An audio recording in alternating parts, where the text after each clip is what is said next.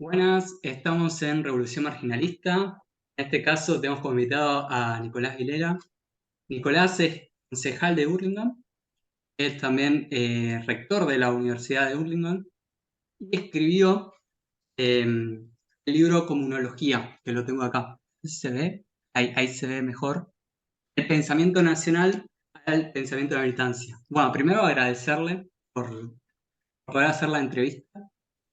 Y después, bueno, decir que ese libro para mí fue un libro que abre a pensar mucho, es un libro muy creativo, es un ensayo tanto filosófico, teórico, como literario. Y la idea es poder conversar de ese libro.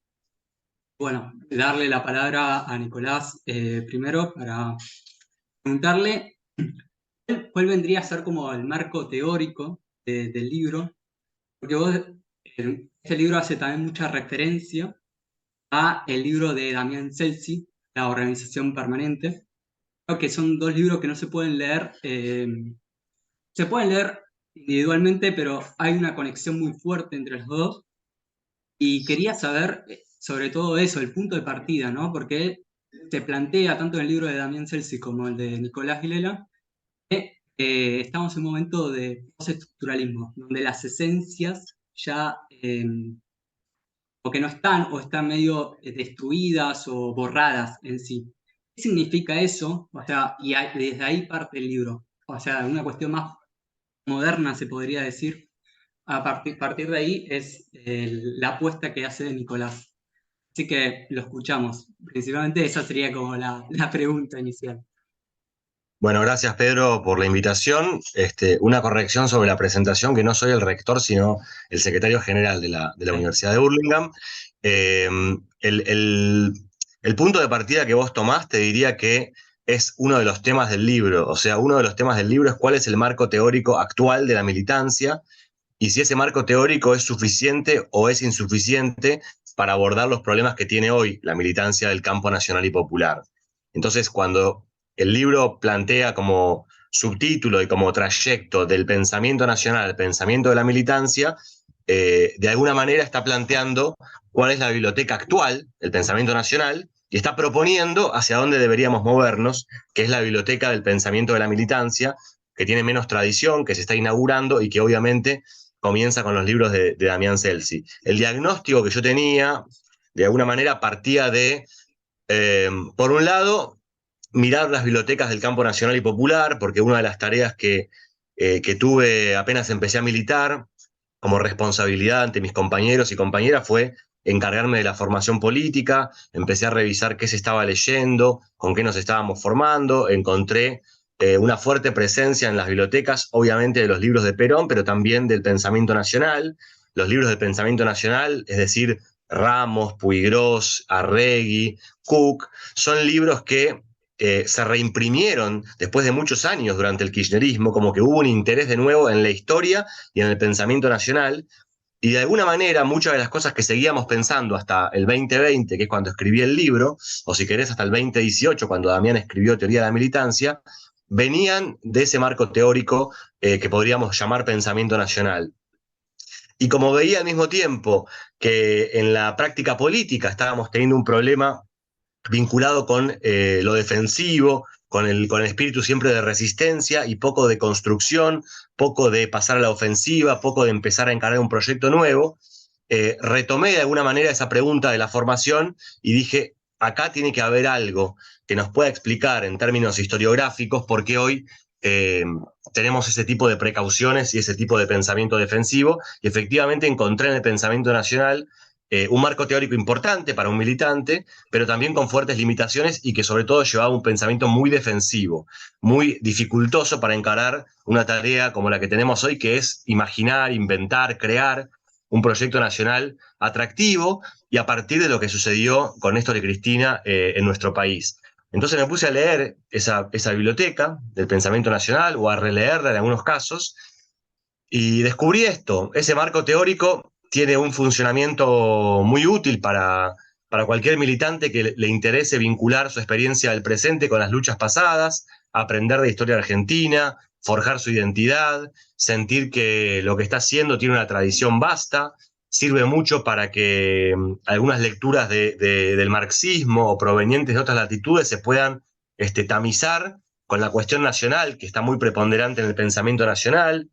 Tiene una utilidad, diría, vinculada con la formación de un militante, pero también tiene fuertes limitaciones porque hay varias décadas, digamos, que el pensamiento nacional se comió luego, que tiene su punto fuerte en los 60, en los 70, pero que después vienen mediados de los 70, los 80, los 90, los 2000, donde la teoría contemporánea, en términos políticos, diría, avanzó varios pasos en lo filosófico, y que sin embargo no fue recogido en el debate nacional. No hay libros que integren los descubrimientos, por llamarlo de algún modo, del postestructuralismo, de la deconstrucción, del psicoanálisis, con el pensamiento nacional previo. Y los intentos por ahí son escasos, honrosas excepciones como Horacio González y algunos compañeros y compañeras más que trabajaron en ese tipo de conversación productiva.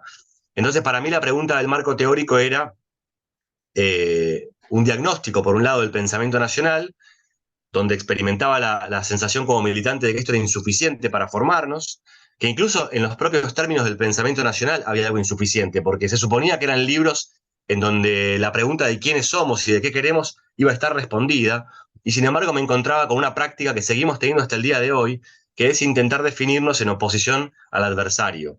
Somos lo que el otro no es. Y creo que cuando Jauretche le dedica un libro al medio pelo y le dedica otro libro a la colonización pedagógica, o a Rey le dedica un libro al el nacionalismo no popular, siempre es mirarse en el espejo de otros que no somos, pero evitar preguntarse realmente qué queremos, qué es el peronismo, qué significa en este momento, qué tipo de programa político queremos llevar adelante. Son todas preguntas que me parece que son contemporáneas, son de nuestro Pero, presente, donde escasea. Perdón, Pedro, y una cosa más, respecto del postestructuralismo, que vos lo ponías como un dato relevante, efectivamente el postestructuralismo, eh, digamos así, deconstruye en términos teóricos y filosóficos muchas de las certezas sobre las cuales tanto el peronismo como el marxismo del siglo XX había cabalgado, desde la idea de progreso hasta la idea de que el proletariado o la clase trabajadora es el sujeto de la revolución. Es una deconstrucción, diría, inevitable, o sea, hay que tomarla como un insumo muy relevante de esta época.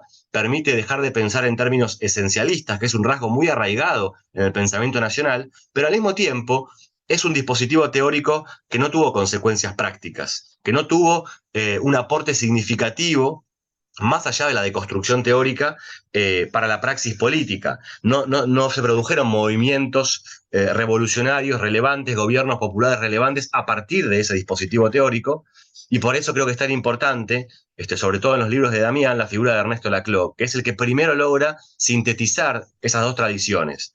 Toma la tradición del pensamiento nacional, él proviene de ahí, le interesa pensar los temas del pensamiento nacional, él fue discípulo de Jorge Abelardo Ramos, pero al mismo tiempo lo hace desde un aparato teórico mucho más sofisticado que conversa con la deconstrucción, con el psicoanálisis, con la lingüística, con Gramsci, y llega a un resultado donde el pueblo ya no es una esencia invariante a lo largo del tiempo que está destinada a vencer, sino simplemente una construcción, nada más y nada menos que una construcción que hay que hacerla en todo momento, una construcción que es el resultado de una serie de eventos. Entonces me parece que eso es imprescindible hoy para tomar nota en el campo nacional y popular, que todavía estamos muy lejos de haber emparejado la biblioteca del pensamiento nacional con la biblioteca más avanzada, pero que al mismo tiempo, a la inversa, la experiencia que no tuvo Europa y Estados Unidos, que es donde surgió este pensamiento postestructuralista, esa experiencia que no tuvieron en la práctica, acá la tuvimos.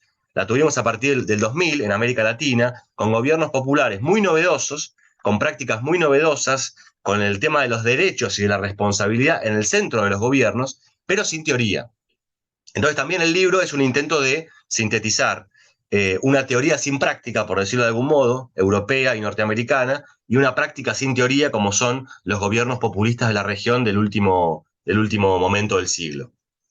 bien, yo ahí tengo la pregunta de cómo se pasa de un pensamiento estructuralista a un pensamiento postestructuralista. Es decir, hay una crisis ahí que se produce, no sé en qué año lo planteas vos, en los 70 a nivel mundial, en los 80 o 90, en ese momento, de ese pasaje.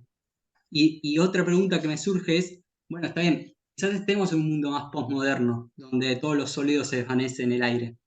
Sin embargo, hoy pareciera haber como más reacción a volver al pasado, a ideas mucho más identitarias, una idea más desconstructiva. ¿Cómo ves esas dos cuestiones? Bien, respecto de la primera, me parece que en realidad el pasaje que describe el libro y que de algún modo es el fenómeno teórico contemporáneo más importante, es el pasaje de el marxismo, el posmarxismo, no tanto del estructuralismo, el postestructuralismo, porque el estructuralismo no generó en la política una teoría sólida y contundente. Sí por ahí en la economía, donde el estructuralismo económico de los años 60 latinoamericano es muy importante, pero en la política no, en la política me parece que la novedad es cómo el postmarxismo, incluido Laclau, hizo una evaluación de lo que había sido el comunismo, de lo que había sido el marxismo hasta la caída del muro de Berlín, y qué importancia pueden tener esas reflexiones para un militante argentino o para una organización argentina en el siglo XXI que está preguntándose justamente por lo que vos te planteabas en la segunda pregunta, que es por el futuro del proyecto político. Porque ante la incertidumbre, que no es, diría, solamente un problema de la posmodernidad, sino que es un problema muy acuciante de este momento, donde estamos experimentando acontecimientos muy novedosos, digamos, ¿no? Guerras, pandemias, una experiencia vinculada con el cambio climático como no habíamos tenido nunca. Todo eso hace que parezca ennegrecer el futuro y que el momento de refugio o el lugar de refugio se construya en el pasado, y eso puede reforzar movimientos identitarios en lo racial, en lo nacional, cierre de muros, bueno, todo eso es simplemente, digamos, el repliegue hacia lo conocido, como decía Walsh en aquella carta a Montoneros, el repliegue a lo conocido que genera una situación de incertidumbre. Pero me parece que afrontar el desafío de que se inicia un nuevo siglo y tenemos la oportunidad de pensar algo nuevo a partir de lo que produjeron Néstor y Cristina, es mirar para adelante y es apuntar a construir un programa. Hace mucho que en la política argentina y en el campo nacional y popular no se discute sobre un programa. Se da por hecho que hay uno asociado a la historia del peronismo, a la doctrina peronista, a la filosofía del justicialismo, como si valiera para todo tiempo y espacio, como si no hubiera que cotejarlo siempre con los desafíos que va planteando el mundo y las teorías contemporáneas. Y me parecía que en ese sentido el libro era un intento de hacer ese cotejo y hacer una síntesis, decir, tenemos que abrir las bibliotecas, tenemos que abrir la cabeza, el mundo tal como lo conocemos hoy es distinto y es desafiante, y sobre todo tenemos una experiencia enriquecedora que nos ha formado, que nos ha fortalecido, que es el kirchnerismo, y cuyas consecuencias todavía vale la pena seguir desplegando, porque sigue siendo lo más novedoso y lo más interesante que le pasó a la política argentina en las últimas décadas. Entonces, primero trabajemos a partir de ahí, y por eso también está puesto en un lugar muy central la noción de militancia, ¿no? Hay una idea de que el saldo de los dos gobiernos peronistas históricos, digamos, es la cuestión de la soberanía nacional y todas las preguntas vinculadas con eso, la identidad del Estado, y que el pensamiento nacional se hace cargo de esas preguntas, y que el tema más importante, digamos, en el kirchnerismo, es la militancia, por lo menos la lectura que hacemos nosotros, en los libros de Damián, en mi libro, en otros libros también, es la militancia, y que por lo tanto el saldo que viene de ahí es el pensamiento de la militancia. Por eso el libro describe ese pasaje, del pensamiento nacional al pensamiento de la militancia. El pensamiento de la militancia es un pensamiento que, según intento proponer, está en condiciones de tomar relevo del pensamiento nacional para pensar un proyecto y una comunidad organizada acorde a esta época, pero no cancelándolo, sino realizando una lectura dialéctica, digamos, ¿no? Del pensamiento nacional, incorporándolo, profundizándolo, llevándolo más lejos, visitando los errores para poder corregirlos, ampliándolo, que el pensamiento nacional cumple una función importante, pero que está agotado históricamente como única biblioteca de la militancia y que hace falta abrir la cabeza. Y como justamente el pensamiento nacional nace al calor de los movimientos antiimperialistas y nace al calor de la pregunta por lo propio, lo nacional, tiene una tendencia baja, digamos, a dejarse contaminar y a dejarse pensar por filosofías y teorías de otras latitudes. Si bien la presencia del marxismo es muy fuerte, hay toda una cantidad de autores importantísimos que no fueron reclamados por el pensamiento nacional de las últimas décadas. Me parece que hoy estamos en una circunstancia en la que vale la pena hacer esa apertura, pero para poder enriquecer nuestra práctica, digamos, no por una idea en general de que lo que se produzca afuera es bueno, sino porque hay que tomar nota de lo que fueron pensando en el mundo diferentes autores que conmovieron el pensamiento contemporáneo y hacer una lectura situada, digamos, ¿no? En este caso, desde la militancia kirchnerista. Vos ahí tratás de fusionar o conectar la biblioteca que te dan en Puan y la biblioteca de la militancia, ¿no? Y vos, en ese pasaje, bueno, agarrás como cuestiones de Lacan, de la lógica femenina, la lógica masculina, por un lado, en el cuento de Fior de Lamborghini, muy bueno eso, me gustó mucho porque ahí se veía el tema de la mezcla, y terminás con una frase que para mí quiero que la expliques, es el 2 es primero respecto al 1, para hablar de la comunidad lo tomás del autor de Nancy, de Jean-Paul Nancy. Quería saber eso, cómo lo relacionás con todo el pensamiento de la militancia, ¿no? Bueno, es un buen ejemplo de hasta qué punto eh, leer filosofía y teoría contemporánea puede servir para pensar distinto algunos problemas históricos. Por ejemplo, este problema vinculado con los orígenes del peronismo o la esencia del peronismo. La idea del libro es que es una postura más lacaniana y más deconstructiva.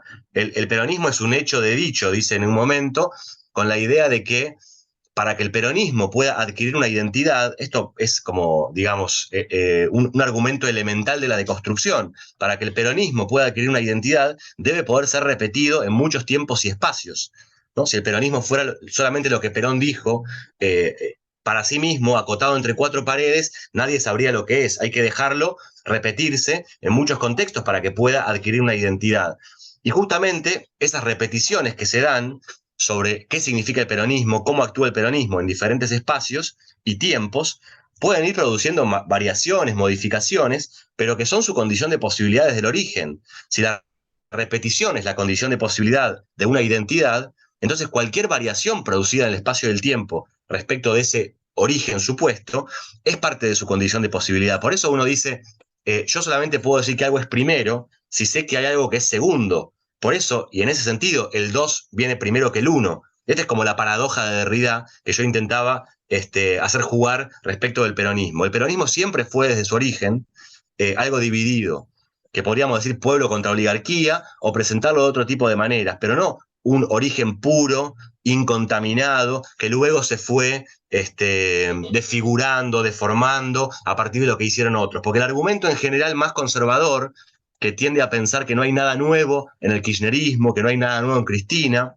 que no hay nada nuevo en nada que produzca el peronismo, es ese, que hay una esencia que se va perdiendo cuando cualquier aspecto se contamina, deja de ser como era en aquel entonces, toca otras bibliotecas, se cruza con otras identidades. Entonces, todo el lenguaje de la infiltración de los 70 para caracterizar a la izquierda peronista de parte de la derecha peronista me servía para explicar este punto. No hay una esencia a la que volver.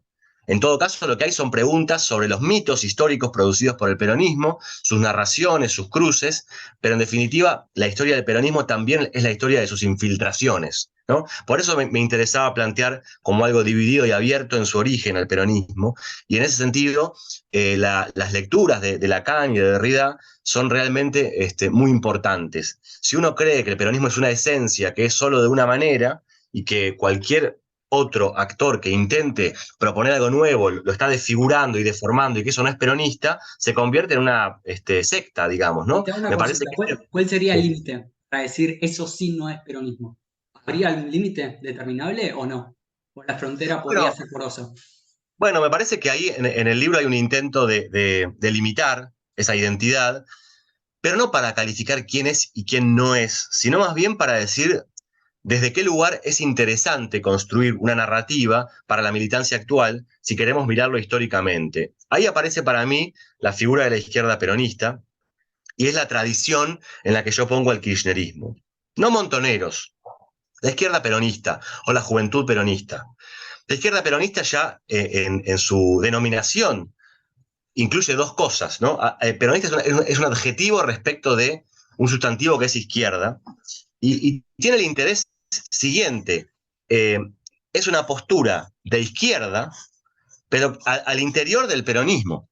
Y eso me parece que la ubica en un lugar importante para distinguirse, por un lado, respecto de ideas como más conservadoras del peronismo, es decir, la derecha peronista, el pejotismo, si querés, y por otro lado también para distinguirlas de izquierdas que no asumen el tema del peronismo como el tema central de la vida política argentina. Izquierdas que creen que pueden pensar un programa de emancipación nacional sin pensar en el peronismo y sin estar discutiendo adentro de sus cauces. Entonces, para mí lo interesante del kirchnerismo, en esa tradición, es que esto también es un análisis en el que me sirvió mucho leer Teoría del sujeto de Badiou. Cuando nace el kirchnerismo hay como dos presiones. Una presión que es o dos miradas sobre el peronismo. Una es la de que el peronismo es un progresismo, que no tiene nada de peronista, y que intenta convertir al peronismo en algo sin tradición peronista, sin historia de peronismo, y que solamente recoja, digamos, la herencia del 2001. Ponerlo como del lado de la novedad absoluta, sin ningún tipo de tradición histórica. Y ahí aparece el ejemplo de José Pablo Feynman cuando le dice a Néstor, vos tenés que construir con los movimientos sociales, con la CTA, dejar de lado el peronismo. Eso es una mirada que para mí era insuficiente. Y la otra mirada insuficiente era la contraria, la que en lugar de querer poner al kirchnerismo del lado de la novedad absoluta y sin pasado, lo quería poner como un avatar más en la historia del peronismo, como algo que no tiene novedad, como algo que es simplemente un dirigente justicialista más.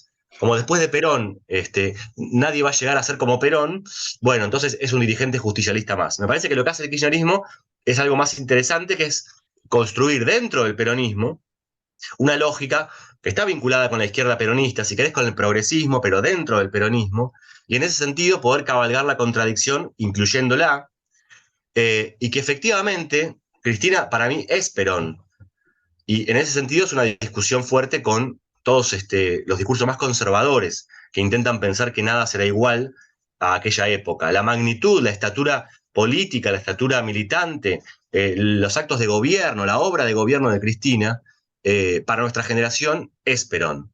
Y ahí también hay un punto para poder seguir pensando hoy qué es el kirchnerismo, que es otro de los intentos fuertes del libro, ¿no? Darle lugar a un pensamiento eh, teórico, reflexivo sobre el kirchnerismo, con la sensación de que eso faltaba, de que había textos documentales, análisis de la gestión, de las políticas públicas, pero faltaba una pregunta fuerte por el kirchnerismo y su significado histórico.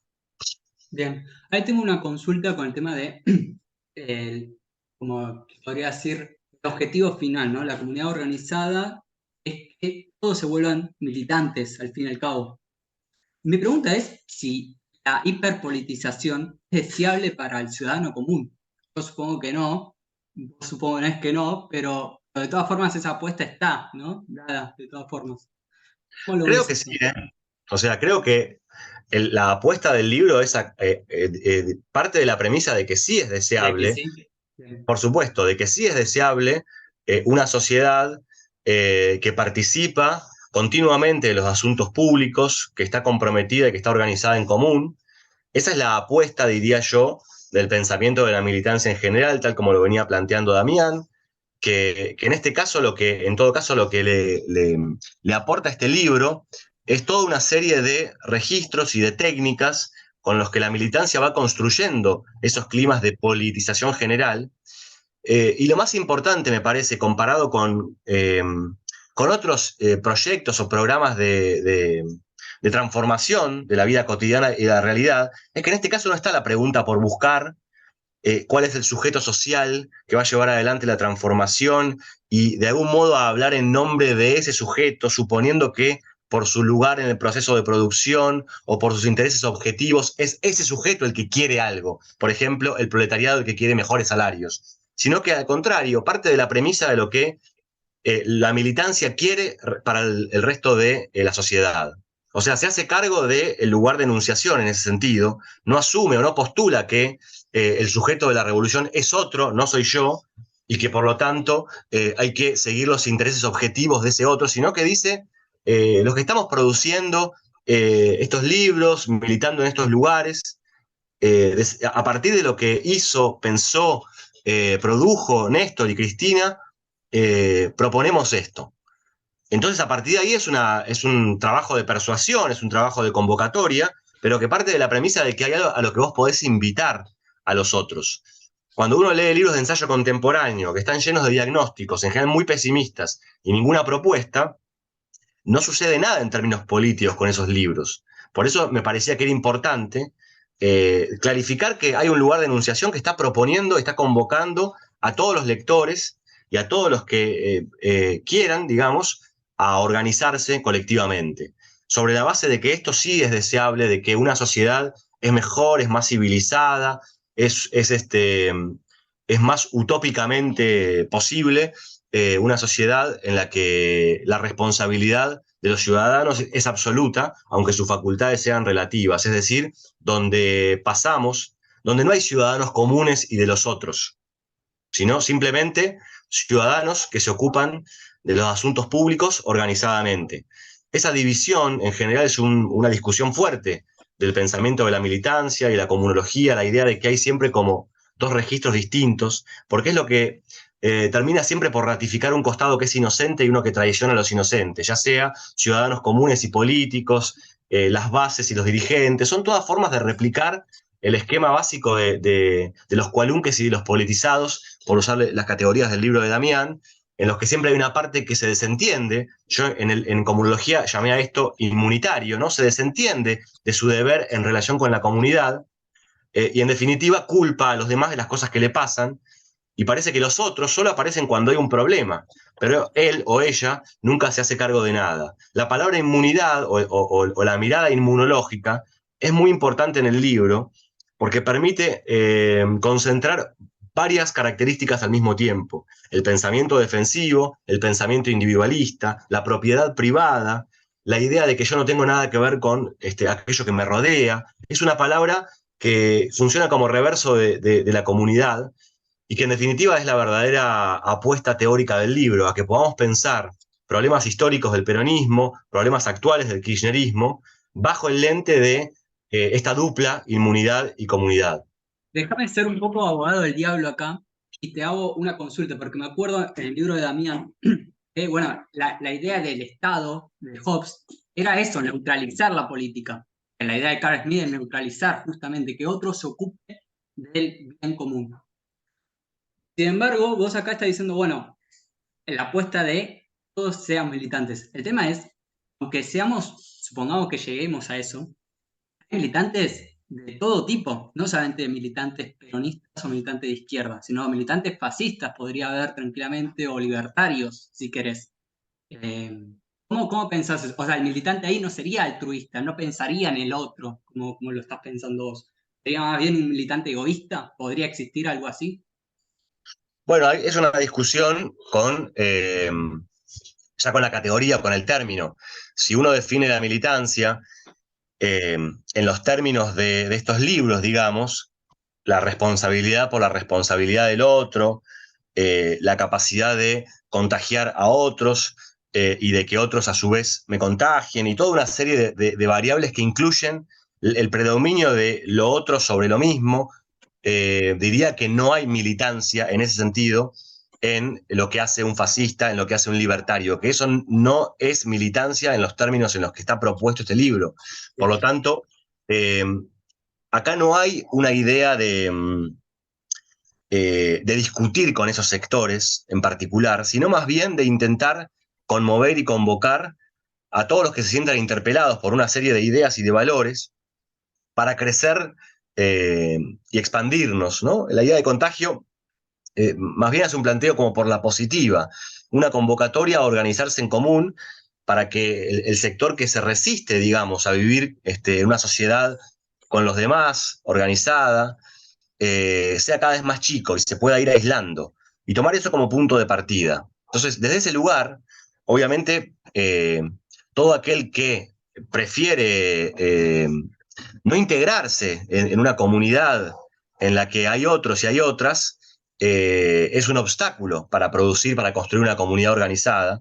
Y por eso también el libro tiene un intento de hablarle a sectores que por ahí no están mirando con interés en este momento la organización colectiva, pero que tienen aptitudes para poder comprender su importancia. Hay diría yo, un interlocutor polémico del libro, que es la derecha peronista, pero hay un interlocutor al que se intenta convocar, que es la izquierda no peronista, que por ahí tiene a veces una mirada más cultural, más de la revuelta, más de la insurrección, más de la asamblea horizontal, pero que sin embargo Más Tony hay Negri, hay más tradiciones esa que se onda. pueden poner en común, digamos. Bien. Más Tony Negri decía, esa onda. Sí, sí, creo que Tony Negri, en los últimos libros ya, de hecho, el libro Asamblea, es un libro de Harty de Negri, ya es un libro crítico respecto del funcionamiento horizontalista que venía teniendo el autonomismo. Es un libro que, a su manera, enroscada, termina pidiendo algún tipo de conducción, con otras palabras. Lo mismo el manifiesto aceleracionista, donde habla del verticalismo.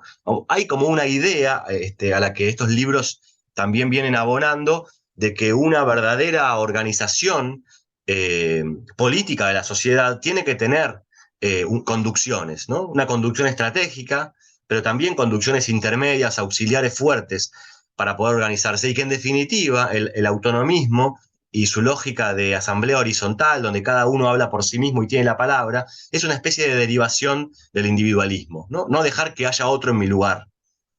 Bien. Ahí te hago una última pregunta más relacionada con otro autor que vos tomás mucho, que es Peter Sloterdijk. Y la cuestión de la dependencia, ¿no? Como, bueno, vos tenés diferentes fases que va pasando el kirchnerismo, pero me interesa, si lo querés contar, genial, me interesa también la última, que es la cuestión de pasar de la independencia, que era una de las banderas del peronismo, a la idea de dependencia, ¿no? ¿Cómo es eso que pensaste? Porque invertís ahí mucho la cuestión, me parece. Bueno, Sloterdijk es un autor que junto con Espósito me permitió ahondar en la idea de inmunidad, y con la idea de inmunidad fui detectando eh, que había muchas palabras que usaba la tradición del pensamiento nacional y que usamos desde la militancia del peronismo en general, que tienen su correlato también en el individualismo, ¿no? Independencia, autonomía, palabras que están connotadas muy positivamente en términos políticos y respecto de, digamos, el imperio, los opresores extranjeros, pero connotadas negativamente cuando uno piensa en la comunidad organizada.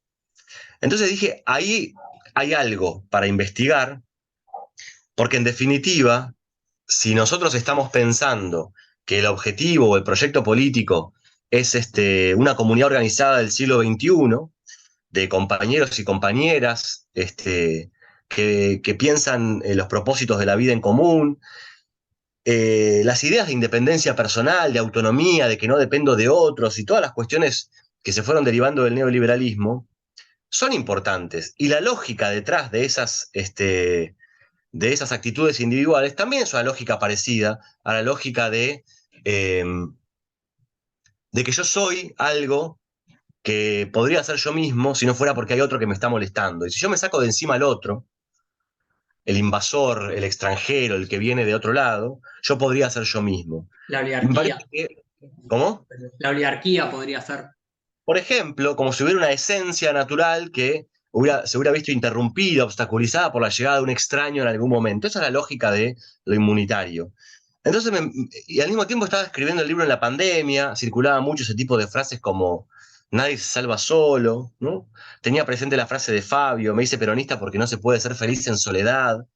Una cuestión vinculada con la solidaridad, con lo fraterno, con la sororidad, si querés, con lo colectivo, que me parecía que estaba mejor reflejada en la palabra dependencia y en esa fragilidad y en esa debilidad que uno tiene que admitir para reconocer que vive en una sociedad en la que continuamente interactúa con otros y precisa de los otros para poder vivir, para poder hacer cosas, para poder tener experiencias, y que había que darle una vuelta a esa palabra.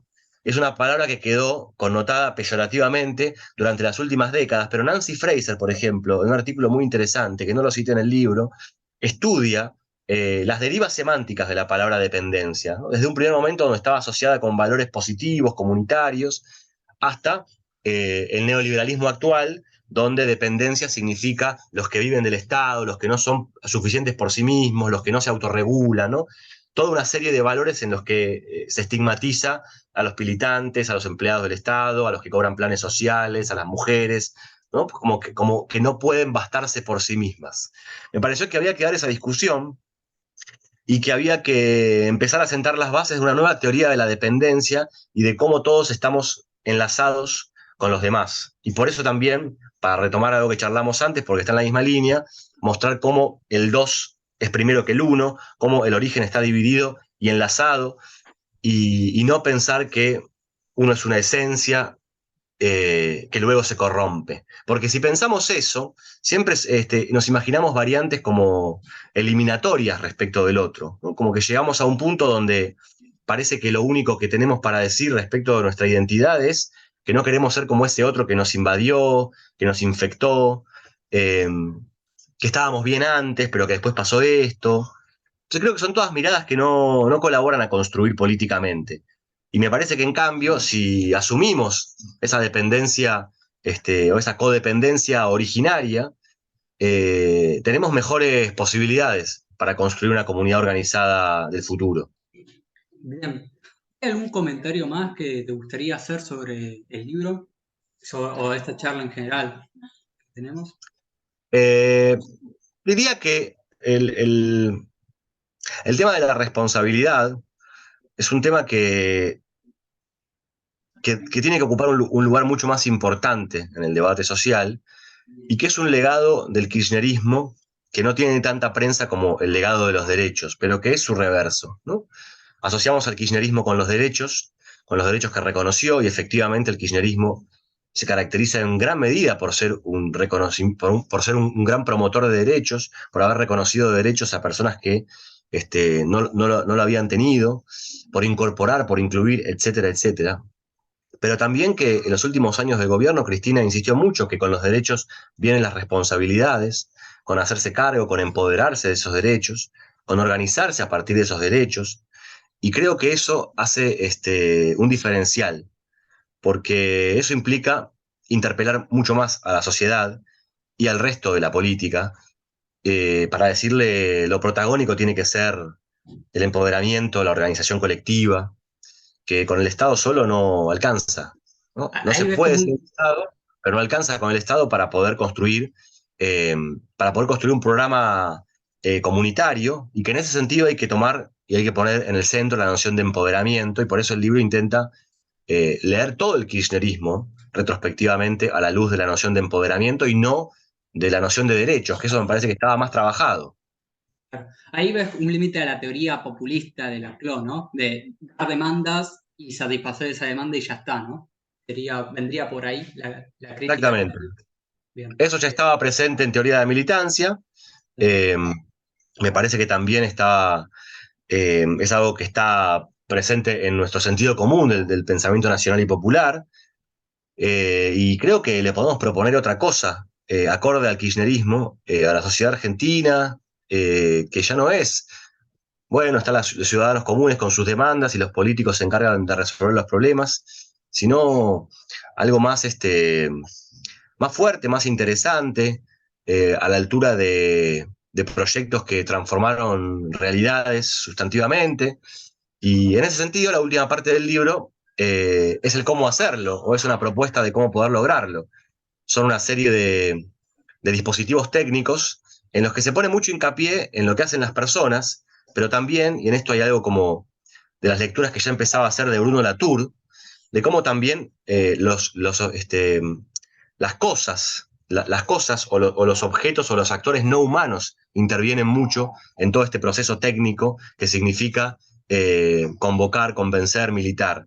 Es tan importante la remera como el compañero que la lleva, es tan importante el ferrite para pintar como el compañero que lo porta, es tan importante el modo en que se dispone una caña como la pericia del compañero para hacerlo. Hay toda una serie un repertorio, digamos, de técnicas con los que la militancia está en contacto todos los días para poder producir este tipo de efectos, climas de politización, pasajes de la inocencia a la responsabilidad, convocatoria a personas que estaban en otra y que pueden interesarse por los demás. Bueno, todo eso creo que sigue siendo algo solamente pensable a partir del kirchnerismo y que sigue siendo lo nuevo de la política argentina. Te quiero hacer una última pregunta más coyuntural. Creo que en este momento estamos con una época más fría o como no muy positiva para los movimientos nacional populares. ¿Cómo ves este libro en base a este contexto? Porque en un contexto donde la primavera o la época caliente está en alza, los gobiernos populares están en alza, es mucho más fácil hacer esto, pero en un momento donde estamos en una época más contraria o a la defensiva, ¿cómo lo ves vos ahí? Bueno, por un lado, parece como de sentido común decir que si con los derechos vienen las responsabilidades y está costando mucho en este momento reconocer derechos, es más difícil después pedir, convocar, etcétera. Eso está claro. Pero al mismo tiempo, creo que la coyuntura actual de América Latina, te diría, ratifica un poco el sentido de este libro, en el sentido de la importancia que tiene preguntarnos por qué programa vamos a llevar adelante. Porque nosotros podemos pasar a una situación mejor, la economía puede repuntar, podemos ganar las elecciones en 2023, podemos discutir si esta medida es mejor acá o allá, pero si el programa, el proyecto nacional no está definido, son formas de ir resolviendo diferentes coyunturas, pero no son una verdadera propuesta de transformación de la realidad, una verdadera renovación o actualización doctrinaria. Entonces creo que eh, justamente en el momento más acuciante es donde más hay que pensar filosóficamente cuál es el proyecto. No dejar de hacer lo otro, por supuesto, hay problemas urgentes y hay que estar en los barrios, hay que estar con la gente, hay que gestionar los que tienen responsabilidades de gestión, etcétera. Pero digamos, desatender por considerarlo secundario, por considerarlo una conversación de café, el aspecto teórico, el aspecto programático de la cuestión, creo que es un error grave. Y una de las cosas que planteo en el libro es que nos suele pasar esto, que empezamos a repensar las cuestiones programáticas cuando estamos en la oposición, desde un lugar muy de la resistencia, no las actualizamos cuando somos gobierno y nos queda un programa defensivo, nos queda un programa en el que cuesta convocar a la sociedad a sentir que su certeza, su novedad, su atractivo puede estar en el futuro y no en el pasado. Por supuesto que hoy la situación es compleja y la última certidumbre que tuvo la sociedad argentina fue el kirchnerismo. Entonces es natural que uno evoque ese momento para poder proyectarlo hacia el futuro, ¿no? Como volver al futuro sería un poco la idea. Bien. Bueno, muchísimas gracias, Nicolás. Si querés comentar algo más, si no, podemos ya ir cerrando, ¿te parece? Gracias, Pedro, por la convocatoria y esperemos que el libro siga circulando porque es la idea, que lo lea mucha gente distinta, poner en contacto gente distinta que está haciendo y pensando cosas interesantes, pero que por ahí no se está leyendo entre sí, así que esa es un poco la expectativa. Gracias por la invitación. Sí, lo recomiendo muchísimo este libro y la verdad le da una actualización teórica a debates nacionales, me parece que es muy bueno. Así que muchísimas gracias, Nicolás. Bueno, sepan que pueden suscribirse a Revolución Marginalista y nos vemos en otro video.